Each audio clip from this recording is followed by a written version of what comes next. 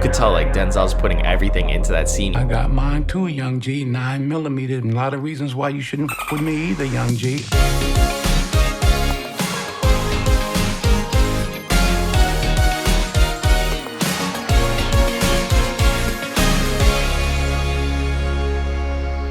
Drive-by movies, you're watching fresh releases. My name's Blaise.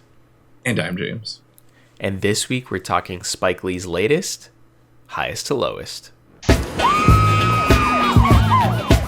That's the question I have for you. Got to get ready. Can you handle it? What a big payback. Spike Lee's latest just got dumped on Apple TV Plus. It's about a Titan music mogul that is targeted with a ransom plot. He is jammed up in a life or death moral dilemma. So Spike Lee was doing a lot of movies for Netflix actually for quite some time, and now I guess he's moved on to Apple TV Plus. But this movie did play in theaters very quietly for about a week or so. It was getting great reviews, I believe, but like not so much so people who are going out to see it in theaters, just people who are invited to like press screenings. Sadly, I don't know anyone who went to go see it in theaters. Leave a comment on what the experience was like.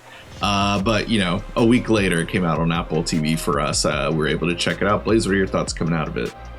What if I told you I saw it in theaters, and you do know me, so you do know someone who saw it in theaters? Oh, mind is blown. Yeah, I actually did see this in theaters. I hadn't seen a trailer or anything for this movie in theaters, and I had been going to the theaters probably at least once a week. I got the Regal Unlimited Pass, so I've been going at least once a week. I'm not like abusing it or anything, but if there's something that comes out each week that I want to check out, I'll go watch it. And I hadn't seen a trailer for this movie. Usually I'll see a trailer for most of the movies that get released, but weirdly enough, this wasn't a trailer that I'd seen. But then I saw this on the app was playing, and I'm like, you know what? I know it's coming out in a couple weeks, but I want to go at least see it in theaters. Like this was at Cannes, and I know it got a huge glowing review from being at Cannes, and yeah, so seeing it in theaters was an experience. I have to wonder though why it was just absolutely dumped on Apple TV, and Apple didn't want to put any budget towards the marketing. Maybe they just saw it as a lost cause for some reason, but it just felt like if you're gonna buy something big out of Cannes, like why just not even believe in it? Kind of like they only basically bought it for their Apple TV service. They didn't buy it for anything other than that, and the theatrical window for them was really just had to be a contractually obliged to, and just like, okay, it will get put in theaters, but we're not going to add anything to it. It's just going to get dropped in theaters and then dumped subsequently on our streaming service. But yeah, I felt like that whole situation really soured the whole movie in a way, and the experience. I did really enjoy this seeing in theaters, but I could see an alternate reality where maybe if I just watched this on Apple, I honestly might have disliked this movie. James, what'd you think about the film? Yeah, I mean, a lot of people forget that the theater experience like really forces you to focus with less distractions. Like, unfortunately, people get distracted with their phones still at the theater, but that's all still another conversation we bring up in other episodes. But a movie like this, though, is a movie where you don't want any distractions, like not even like just the convenience of going to your own personal bathroom when it's just the other room away when you're watching from the convenience of your home. Or, you know, like, you know what, I'm craving it. Like, I'm craving a sandwich right now. Let me just pause the movie and make a sandwich, and I'll come back to it. Then you forget about it, and it's 40 minutes later, like, oh yeah, I should probably finish the movie. This is not a movie that you want to do that for. Not that it requires your attention, but just there's a lot going on within the movie, and you know, it definitely helps with keeping the drama alive and building up that tension if you're just watching it in its normal 2-hour 10-minute runtime from start to finish. And I definitely think the theater experience probably would have enhanced that. Watching it at home though didn't take away from my experience a whole lot though, just because like, you know, the performances are still great, and it's such an interesting story. Like, we've seen ransom stories, we've seen music record label producer stuff before, but just like kind of combining the two to create this interesting plot of a kidnapping gone wrong was interesting and fresh watch. Not one of Spike Lee's best, but still like I think a great movie though that I still thoroughly enjoyed. Yeah, I thought that there was a lot of great dramatic moments in this. Obviously, you know, it was hyped up that this was Spike Lee and Denzel reuniting, and that was kind of like, it seemed like that was what the marketing took, was like kind of pushing this movie. Like, you have to see the fact that they're finally reuniting after however many years. It's been a long time. But yeah, I felt like there were awesome moments with Denzel, but then there was like, it just felt like this movie had a bunch of like specific creative choices that Spike Lee made, which if anyone else made those choices, they would be deemed poor choices, I feel like. But when it came to like Spike Lee making those choices, like watching it in the theater, I'm like, dude, this is like honestly only a choice that Spike Lee could make, and it was a good choice. But you know what I'm saying, like where like if you were to peel it back and like Spike Lee's not involved, it's just some other director, you'd be questioning some of the creative decisions that were made. Some of them, I felt like Denzel's character at times was almost like a weird caricature. It just felt like less like he was playing like somebody on a script and like almost playing like a cartoon character or something, just the way he acted in scenes in this movie. But then there are other scenes where he's kind of normalized towards it, and I think it's really just the beginning, like he almost feels like a cartoon character. It's bizarre. But yeah, like I do feel like there were other choices, like the music was really bizarre, and I know that's the composer that Spike Lee's worked on for a lot of his work. So I understand why, and the music I felt like was like, at first I didn't like it. Like I was like, this music is really bizarre. It doesn't fit the movie at all. But then like later on, like as the movie kind of progresses and they kind of introduce some music that's more diegetic and less score based, like it almost made me appreciate like the heightened reality that the score kind of gave it, whereas like it really did feel like a piece of cinema, as opposed to like if they just went like a more traditional route on the score. But yeah, I felt like there was a lot of decisions like that throughout the course of the film that were just kind of very, you know, creative choices that could almost be deemed strange choices. But then like the more I think about it, the more I actually really like those choices that were made for this film. Even like thinking about like there's a transition in this film that's just bizarre. Like it's like the logo of Denzel's record label, and it's like a wipe with the logo, and I was like, that's such a weird choice. But after like I think they do it like 2 or 3 times, and I'm like, okay, that was actually kind of cool. Like I kind of liked how this movie was. It always feels like Spike Lee's like still trying to reinvent the wheel. Like he's never become complacent and just made a movie that anyone else could direct. It's like he's choosing to constantly make a piece of art that only could come from himself. Right, yeah, just trying to see what works and what lands, and like that definitely is like evident with some of the editing choices within the movie as well too. Like I thought you were going to bring that up actually, because that was some of the stuff I found